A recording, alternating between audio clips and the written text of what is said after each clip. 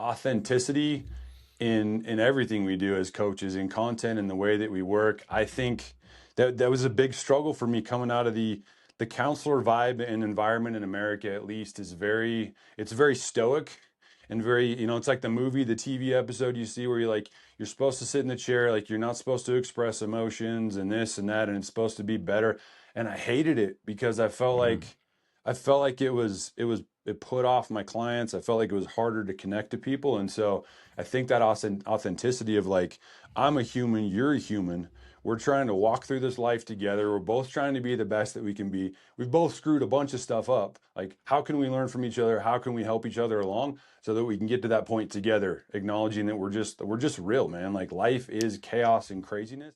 Welcome to Career Coaching Secrets, the podcast where we talk with successful career coaches on how they built their success and the hard lessons they learned along the way. My name is Davis Nguyen, and I'm the founder of Purple Circle, where we help career coaches scale their business to $100,000 years, $100,000 months, and even $100,000 weeks. Before Purple Circle, I've grown several 7- and 8-figure career coaching businesses myself, and have been a consultant at 2 career coaching businesses that are doing over $100 million each. Whether you're an established coach or building your practice for the first time, you'll discover the secrets to elevating your coaching business.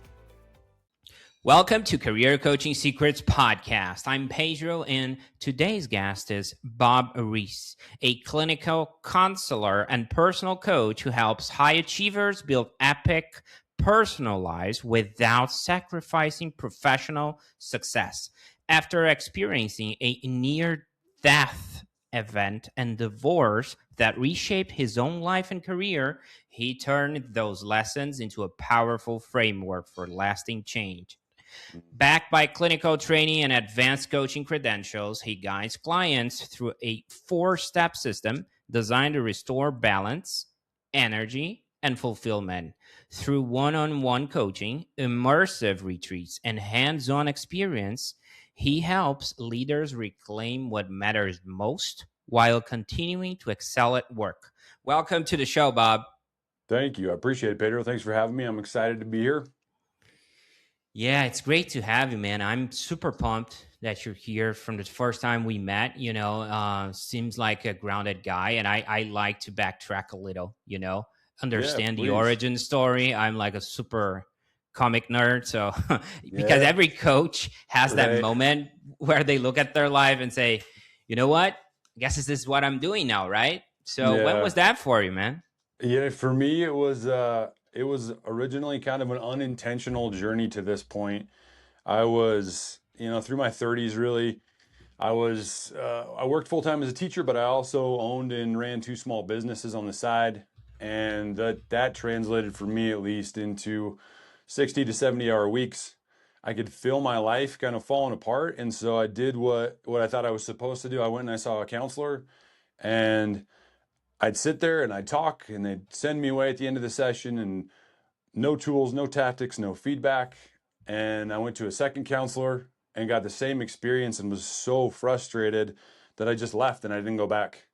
And a couple months later, I almost bled to death in my sleep. A few months after that, I ended up getting divorced. And really, that kind of walked me into my rock bottom. And partway through that, at that point in my life, I didn't even know what a coach was. And thanks to the recommendation of my sister and connection with her, she put me in touch with a wonderful coach. And that was really, for me, the first time where I'd felt hope in a long time. Was able to learn from that mentor, walk through that process with real actual tools and tactics and next steps that I could take. And I knew at that point, as I kind of moved toward the back end of it, that my time as a teacher was over, and that I'd be moving toward helping the other men around me and men that I knew, because I'd known so many guys in similar experiences that had gone through the same thing, and knowing that like I'm a super average guy.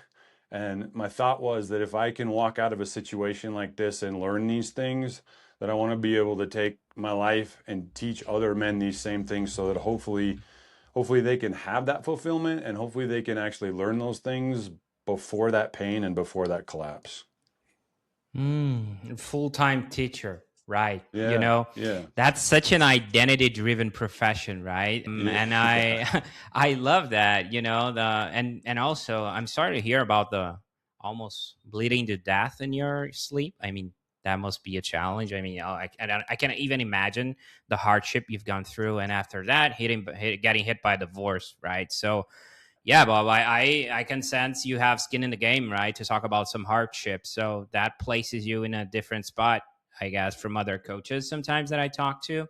So I think that's in a way, and the way you just rush through it, it's like you owned it. You've been there, you've done that, and that's just part of your story, which I think it's super powerful, actually. But Bob, I want to understand one thing, right? So Yeah. when did it shift from, because there's a lot of testing waters, right, at the start for Yeah. coaching, at least. Yeah. It's A like, lot.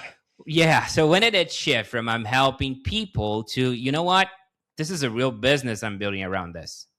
Yeah, so honestly, like that's been more recent for me in the last couple years. I transitioned out of teaching, right? And I dabbled, and I could give you like every possible failure along the way of how to do things wrong in terms of trying to get your coaching business started that I tried early on, because you do kind of dabble in it, and like as soon as you identify that, especially on social media, you get like, well, do this and do that and try this and try that.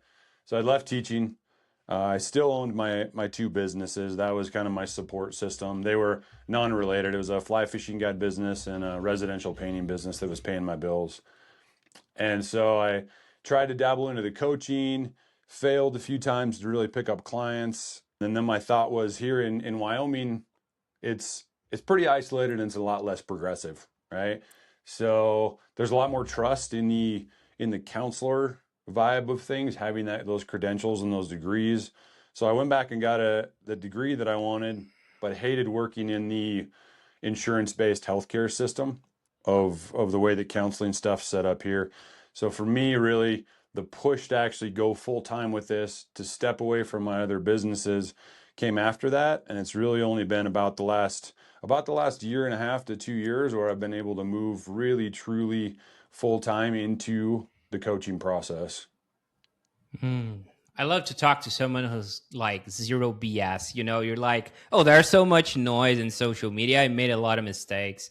I made X, Y, and Z as a mistake. So this is like the reason we like to love to have actually all types of coaches in this podcast, is because eventually we talk with someone real that is just like, hey man, I'm vulnerable, I've did some stuff that didn't work out, and it's not just about success stories, if that makes any Yeah. sense, right? Yeah, no, it makes total sense, man. And I like I said, we could talk, we don't have hours, but we could talk about 4 hours about the things that I screwed up and did wrong early on. Yeah, man. I think that's a testament to your coaching practice, to be candid, because Yeah, at the end of the day, we see a lot of coaches asking so much, right, from coachees, and being right, vulnerable and asking, like, a lot of hard questions.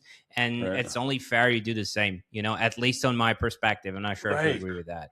No, I think it's huge, and like I'll probably be a broken record with this word today and the different stuff that we talk about, but authenticity in everything we do as coaches, in content and the way that we work. I think that was a big struggle for me coming out of the counselor vibe and environment in America. At least is very stoic and very, it's like the movie, the TV episode you see where you're supposed to sit in the chair, like you're not supposed to express emotions and this and that, and it's supposed to be better.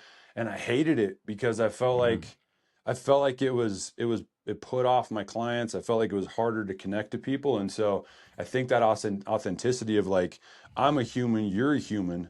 We're trying to walk through this life together. We're both trying to be the best that we can be. We've both screwed a bunch of stuff up. Like, how can we learn from each other? How can we help each other along so that we can get to that point together, acknowledging that we're just real, man. Like, life is chaos and craziness, and we're all walking through it, different places, different times.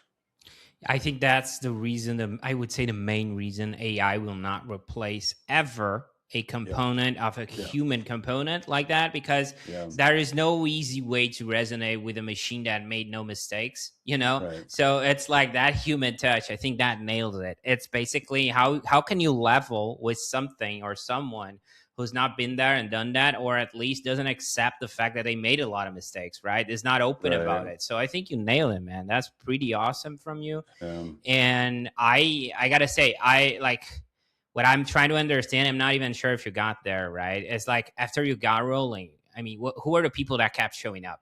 The ones you realize, okay, this is my tribe. Yeah. In terms of the people in my life, in terms of the professional people around me. I would say the people you serve in your coaching business. Oh, yeah. Okay. So I think that this is going to go back to that authenticity piece, right? So like when I started out, I was like, I thought about it because you're supposed to focus on the tiny, or the who are you going to serve, and your I help statements, and there's all this thought about like who it's going to be and exactly this and that, and I feel like by moving forward confidently and authentically in my content, because that is where I pull the vast majority of people that I work with, I feel like your who kind of finds you, right? So for me, like the people that consistently show up, they're not too dissimilar from who I used to be. There are a lot of overwhelmed entrepreneurs, right? That are like they know they can be a better version of themselves. They know what they want to do.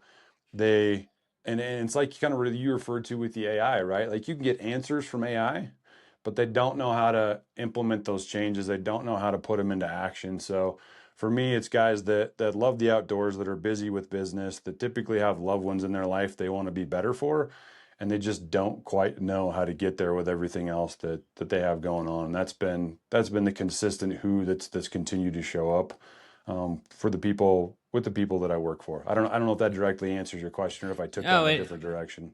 no, it does. It's like basically we're talking about guys that are to an extent somewhat like you, right? But usually men, right? Yeah, and I work. I counseled women in the past, and it was a great experience with the program and experience that I have set up through my coaching. It's very specifically dialed into men, and I think truthfully for me, it's important because not because I don't want to work with women, but because I've authentically experienced and walked through that chaos and that storm of all the things that I screwed up and the choices that I made that were horrible with my family and my first marriage and my kids. And so for me, like I think I could kind of sort of understand like where a woman's coming from or what she's experienced, but I can very authentically connect to a variation of where my clients are at in their process or in their journey through that. And I think that's a really, really important thing to be able to connect to, and have somebody Mm. that's actually walked through that or connected to it. I mean, if you hired an architect to build the house that you want, or you wanted to completely strip down and remodel your house, and you sat down with the architect and they were supposed to be a great architect, and you asked them like, hey, how many houses have you built in the last couple of years? And the architects were like, I've run the last 10 years, I've been running a McDonald's down the street. I'm a manager at a fast food restaurant, right? You would never it would be really hard to move forward and give that guy permission to build your house. So that authenticity and where they've been walking and where I've been walking, I think to connect with my clients is really Mm. important. Yeah, that makes sense. Okay, now that's the coaching piece, right? Now let's Yeah. talk about the part nobody escapes, Yeah. marketing. And you kind of browse through it, right? You mentioned that Yeah. you put content out there people Yeah. resonate with, but how do people usually find you? Yeah. So I'm pretty heavy on Instagram. I do use Facebook, partly because of the mastermind group that I'm in, but Instagram has been by far my largest platform. And I don't know, I don't know how it is for other coaches out there, but I know that early on for me, there was this assumption that if I don't have set amount of followers, or if I don't have content that goes just incredibly viral, that it's going to be a constant struggle for me. And this is really where I kind of what we talked about earlier. The social media feed is brutal it was for me at least. If you're struggling, if you're you're dabbling in coaching and you're not full time yet, but you want to make this a full time gig, or you're trying to go from that $3,000 a month to that $10,000 a month, you get this constant flood of if you write this book, this will solve your problems. If you use this content strategy, this will make your content go viral. Right? If you do this master class and this, and it's overwhelming and was so difficult to try to figure out. With the content strategy and that idea once again of being just authentic in my content has really shifted that for me through the use of Instagram, which is definitely my most consistent means of how I connect with people and find leads. Yeah, it's so easy to spread yourself thin, right? There are so many social medias, so many ways to do things, Right. and so many people offering the next magic bullet, Yeah. So I get where you're coming from. Now, let's talk business for a second, right, Bob? So people Okay. find you, they look at your post, right, your content, that it's like Yeah. it needs to resonate with you, but eventually it will resonate with other people, right? And Yeah. eventually they want to know what working with you actually looks like. So Yeah. everyone builds their coaching business a bit differently. So whenever someone becomes a client, what does that experience looks like from their perspective? Yeah.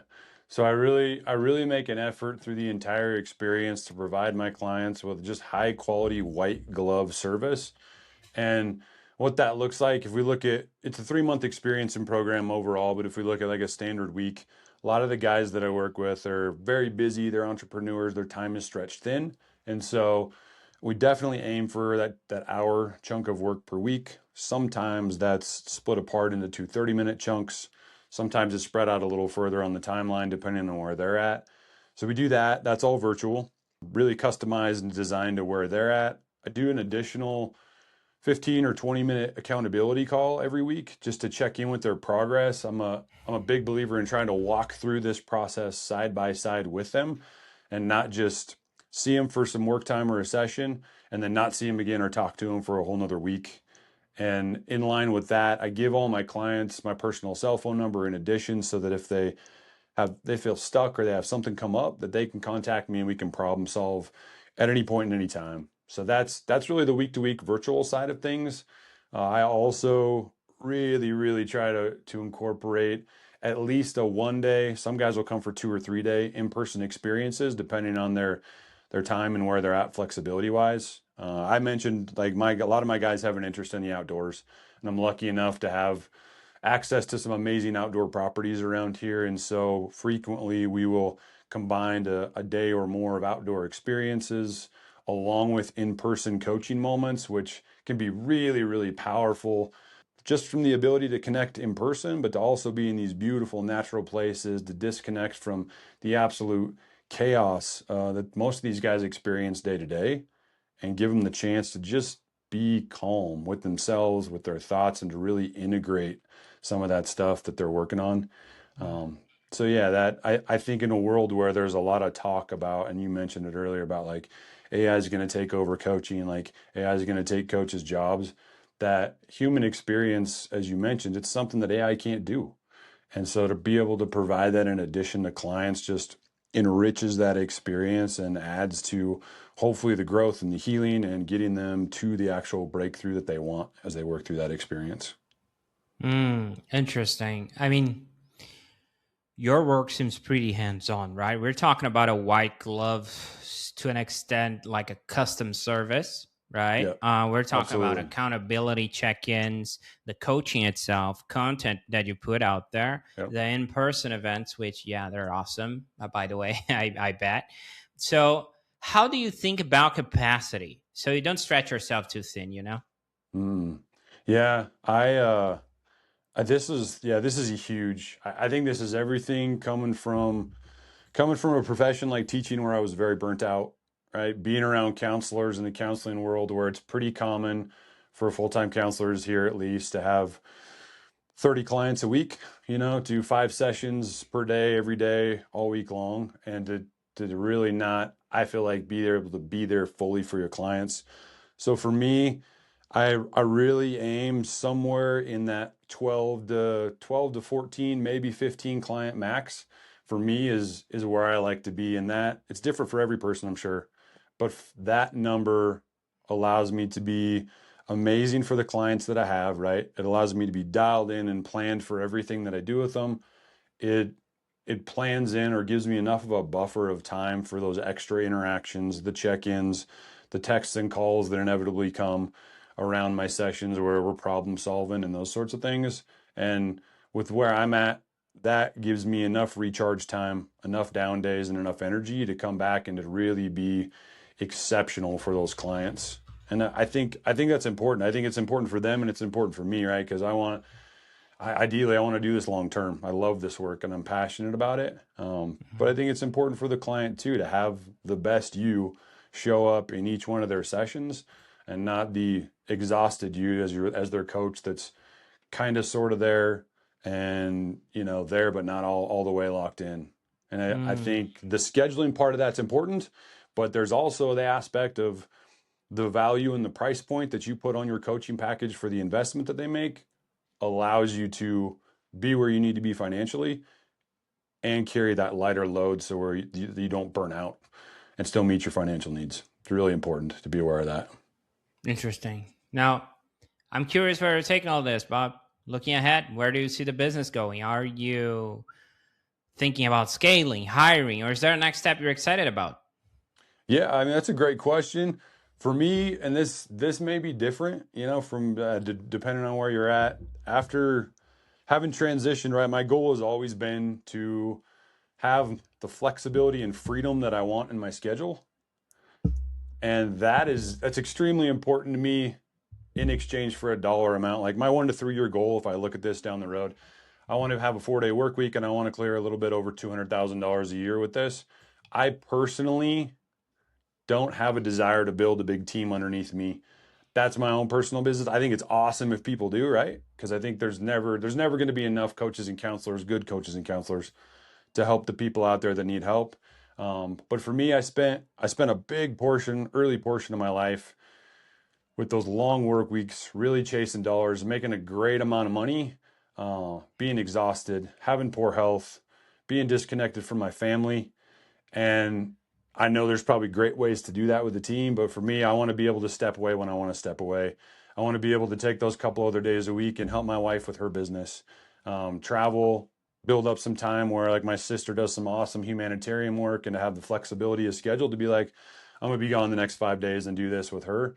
That freedom is really, really important for me, with that financial kind of goal and threshold that I've set for myself, where I know I can do the fun things that I want to do and still help people the way that I want to help people. So for me, it's always a one-on-one thing, with maybe the small group experiences that I run as well. No big team building for me in my future, more the flexibility and freedom of schedule. Interesting. Yeah, you've been through a lot, right? Burnout and being a teacher and all that, and having multiple businesses. So it's not just about chasing the dollar right now. It's to an extent, it's a lifestyle, but at the same time, always looking to impact more people, which makes sense, right? Considering capacity always on check. So yeah. Right. And Bob, whenever we're aiming towards the next chapter, there's always something we're refining in the present, right? So Yes. what are you currently trying to improve or tighten up in your business right now? Yeah, I mean, for me, the struggle for me consistently, and it's become less and less and less of a struggle. But if I had to pick one thing that I'm still trying to sharpen in, it's that pairing of the quality of content that I create to maintain a consistent flow of more ideal or qualified leads for me to work with. I know I talk to a lot of other people, other coaches. I think it's a common struggle point. It was really, really daunting at first. It's become less daunting as I've gone through it. But that I think is always a point, at least for right now with where I'm at, that I'll continually be working on. And I think it's really, I would communicate this to your viewers, I think is really important, because I know this was an encouragement to me as I was working through that process. The concept of creating content can sometimes be daunting, and I would go back again to the importance of taking that step forward to show the true, authentic you in your content. I know this idea of like, I don't have enough leads, I don't have enough qualified leads, is a really consistent thing early on. And there's a beauty and a power in being your authentic self for a couple reasons. It not only weeds out people that wouldn't be a good fit for you, but it's gonna magnetize and pull toward you the people that do want to work with you. And the thing that's been really interesting for me in this process of trying to maintain this lead flow, maybe with the demographic that I work with, right? Since I've always kind of focused on working with men, but it's not just with that authentic content. It's not just the people that like and comment. I would say realistically, like over the past year, probably 60% of the clients that I now have that work with me never liked my content, never commented on it. They were silently watching in the background. And once a month, I'll do like a raised hand. Like I do a free 5 day. It's Richmond Din's tiny challenge process that goes for 5 days. But I'll be like, I'm looking for 5 guys to work with for free for 5 days. That's my monthly ask to pull more leads. And I will get, like I said, 60% of those guys over the past year, never talked with them, never a like, never a comment. They were just silently sitting in the background watching the content, building that trust, trying to understand who you are as a coach, and then would come forward and jump in and work with me. So the importance of being authentic and consistent, I think, really solves a big piece of that puzzle with that flow of client lead, especially if you're using social media platforms. The consistency builds trust by showing up daily, and the authenticity lets people really feel like they know who you are and like they can be more open and actually wanting to work with you and wanting to connect with you. Oh, that's such a powerful reminder, a great reminder. And the reason it's a great reminder, it's because, like, for example, if you're like, let's say we're targeting leaders that are going through burnout or they need help, in the life circumstances or whatever, they're not going to expose themselves just out of fear of being Right. shamed, and that's so true. And sometimes I see coaches, especially in the career coaching or whatever, when it's a sensitive topic, it's like, Yeah. oh, nobody liked my post, nobody commented on my posts, but there's always someone watching, man. There's always someone looking, and they're not gonna raise their hands like out in the open and say, hey man, you know what, I had depression, I had X, Y, and Z, my business is a mess, and their employees are like, what's up with that, and yeah, that makes perfect sense. That's such a powerful reminder, man. I appreciate you sharing that. I don't see that being shared so often, Yeah, for sure. It's Yeah. I'm a huge Myron Golden fan, and his take is that the work that you're doing is working even when it doesn't feel like it's working. You go through those phases, right? Where like you'll have a big inflow of leads, and then you'll go into a little bit of a drought and you'll struggle and you start to doubt yourself. And it's just about continuing to show up. Because you're 100% right, Pedro. Like, people don't want to jump out and volunteer that like they're struggling with those things and they have those issues, especially people that have already achieved reasonably or really high levels of success. Like, they don't want that. They want silence. They want the help, right? They want to get through it, but they darn sure don't want to stamp their face on it. Okay. Yeah, that's great. And I want to tap into your experience, Bob, for a second. Yeah. Because people listening can really benefit from this. You've been in the game long enough. You had multiple business, so you hear all kind of business advice. Some that sticks, some that really doesn't. You were also mentioning like there's so much noise in social media, right? So we're like, oh, should I do TikTok? Should I do LinkedIn? Should I do and video? Oh, or just a text or a newsletter? Right. So a lot of business advice. So what's one piece of business advice you hear all the time that you think that's so overrated or misunderstood? It's a good question, man. I honestly, in today's society, the first thing that jumps out at me that I think is 100% overrated, because so much of us do this. I don't know if this isn't business enough, we can jump to something else. But because so much of us function on social media platforms, right? Mm-hmm. That idea of you have to be viral with your content to have this big money success that you want is an absolute, complete, and utter lie. Like, it's great for social media platforms. It keeps more people on there. It keeps more people intertwined in whatever it is, emotional pull that keeps them there. But from a business standpoint, the connection and the community that you build with your content from a business standpoint is so much more important, right? It's like if you've ever been in a relationship and you had either a boyfriend or a girlfriend or maybe a husband or a wife, and you never felt like, and I'll connect this to business, you never felt like you could really be your true self around them, right? Because there's either maybe you tried it once and then you got judged for it, or you just never really felt that way, and because of that, like, there was never really a true connection. It never really moved forward and never really gave you the payoff that you want.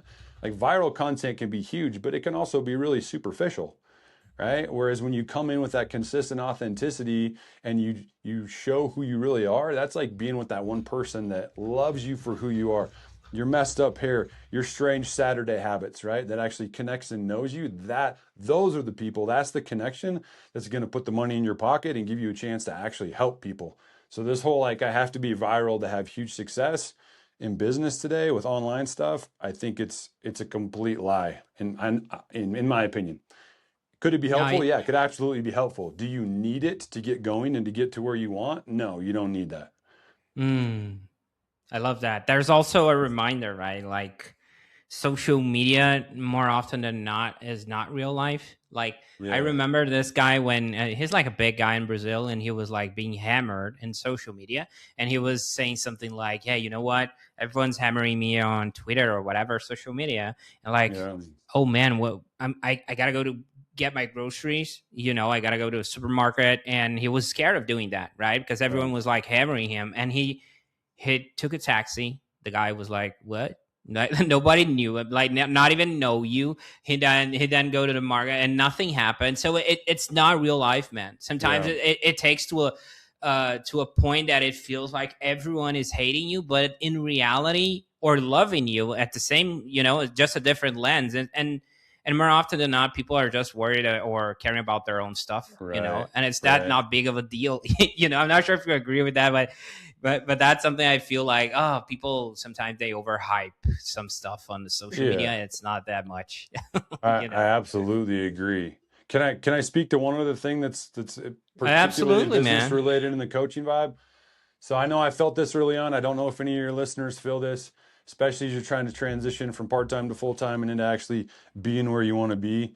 This idea that there's other people in your niche or in your lane that are already famous, they're already well known, they're already doing it well, and so there's not a place for you there, or like it's not possible for you to have success there.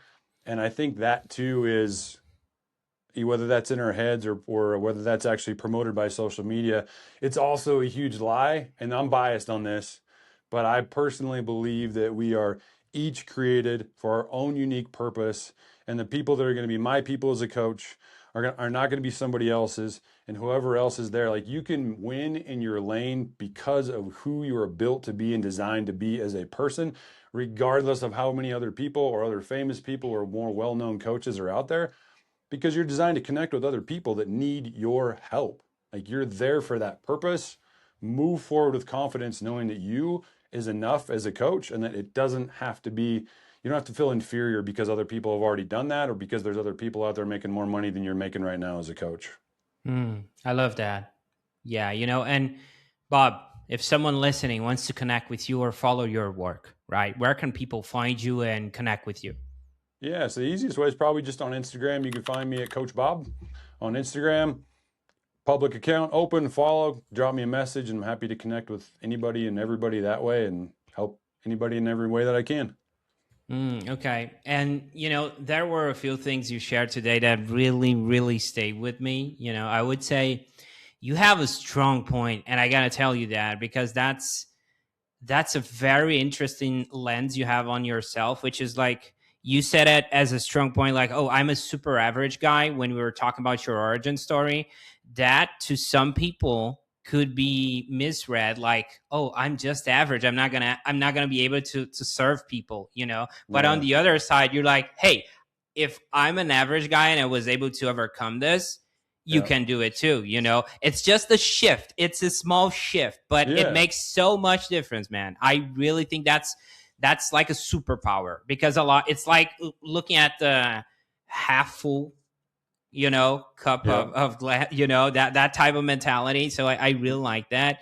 I would say also something that I need to highlight is the vulnerability overall. You're Mm. just being your true self, being authentic, Yeah. because and also about the content, right? When you mention the content and like, hey, post something that resonate with you, which is the true self, Yeah. it's because on the other side, on the flip side, it's so exhausting to try to Oh, it's pretend and doing something you're not, right. right?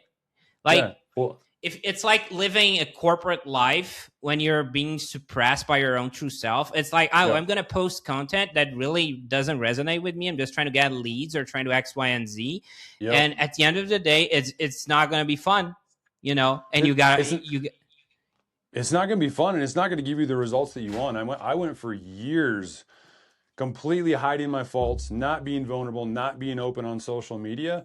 And literally within like a few months of that shift and being authentic, the quality and number of leads generated, people signed up, clients, and money coming in, massive shift, right? Because everybody has faults, and we're taught to hide them. And so as soon as you see vulnerability, it's an instant connection point for those people, which translates into helping and translates into more money in your coaching account. Yeah, not to mention it's easier to record those type of content that you actually resonate with, right? You're not trying to pretend to be someone you're not. Yep. I mean, it's so much easier. It's just like, oh, I'm just going to be you now, be me now, it's just going to do your thing. And I think one thing that you mentioned, which is super cool also, is like, raw numbers on social media, right? I like to compare that with like, I would say gross profit and net profit, because you don't know from that numbers how many are really your ICP. You might have 10K followers, but actually potential buyers, not even 50. So that's a number that it's not really clean. And I like that you brought that up. I really appreciate that. Well, Bob, I appreciate what you do. I appreciate you being here and sharing so openly today. It was great having you on. Yeah. Thank you. I appreciate the opportunity. I really enjoyed the conversation and your time.